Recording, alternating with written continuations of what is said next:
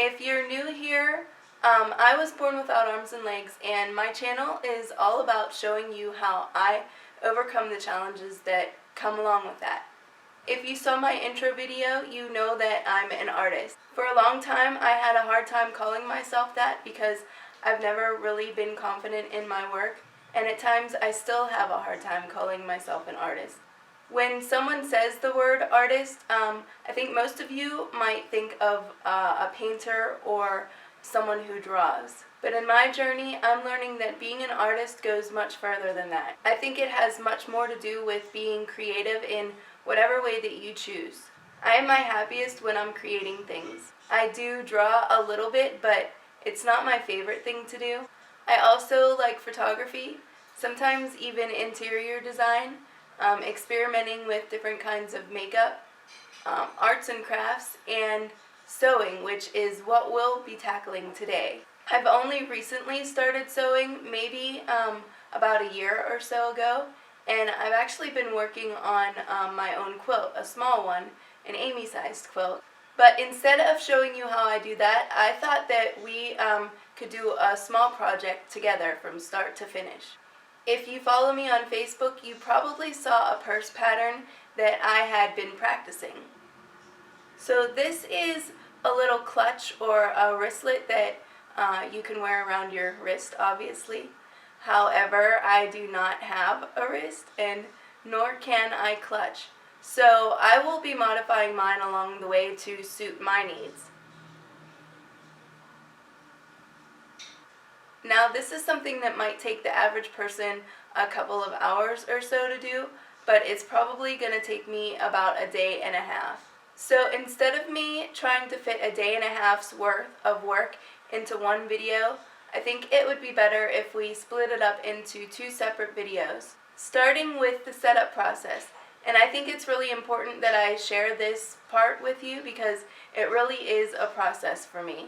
It might take you a couple of minutes to pull out all of the tools that you need for your project, but every little bit means 2 to 3 times the effort for me, and typically I'm whooped just from this part alone. So before I spend the next 20 minutes just talking, let's get started by threading the sewing machine.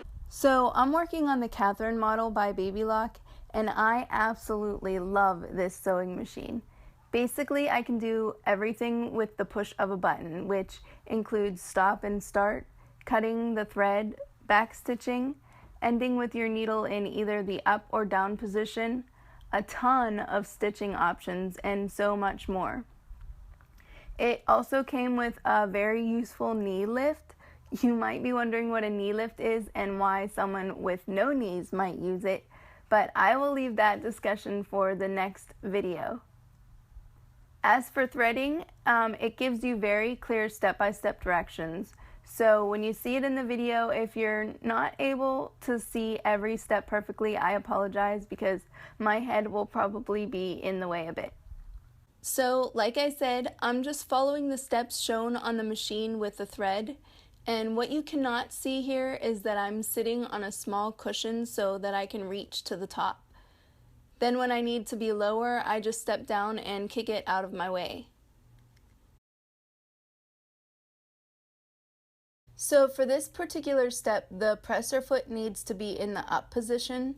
So I'm actually just taking a chopstick with some self-adhesive tape that just sticks to itself. It's wrapped around the top and the bottom of the chopstick, and then which gives it a little bit of grip so that I can lift the presser foot in the back. And once that step is complete, then I can put the presser foot back down.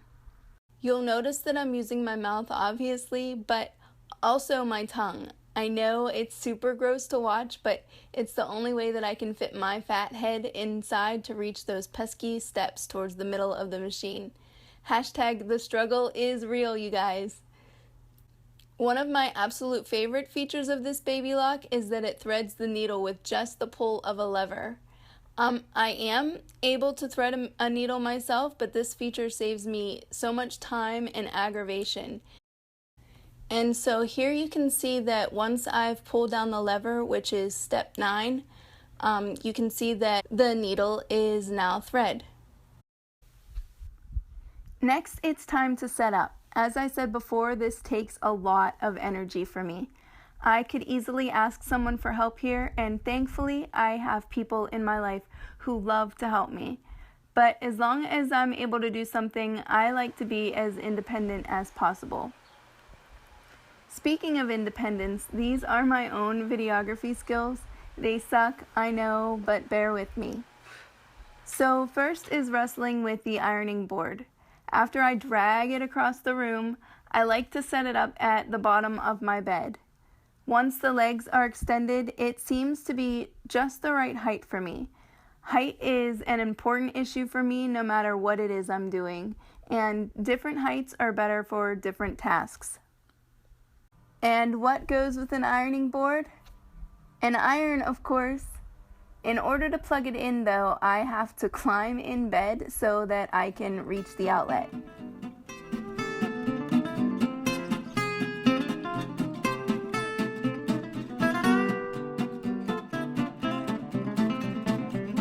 And then climb back down.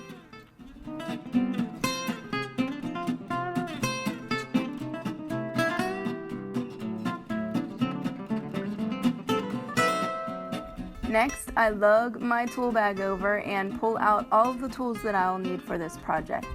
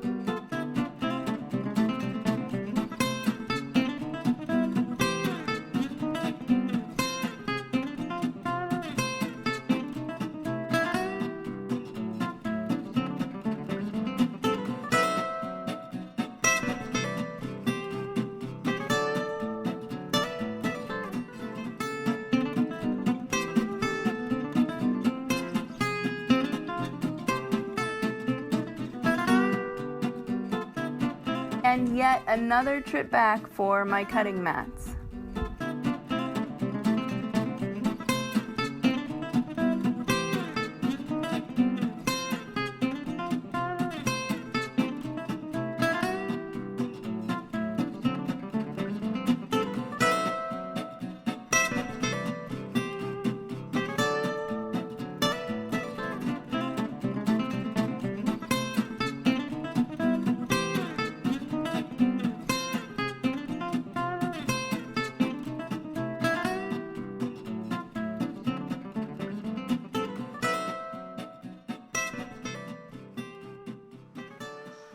Now that I'm whooped, this is a good place to stop and take a break. If you were expecting to see some sewing today, I apologize, but all the more reason for you to tune in the next time. If you haven't subscribed, now would really be a good time to. You'll get notifications every time a new video is uploaded. And also check me out on Facebook at author Amy Brooks. I will have a link to that and also to my website if you're interested in the description box below.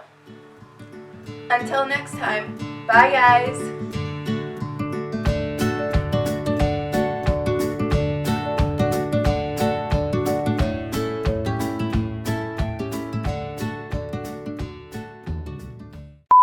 Logic.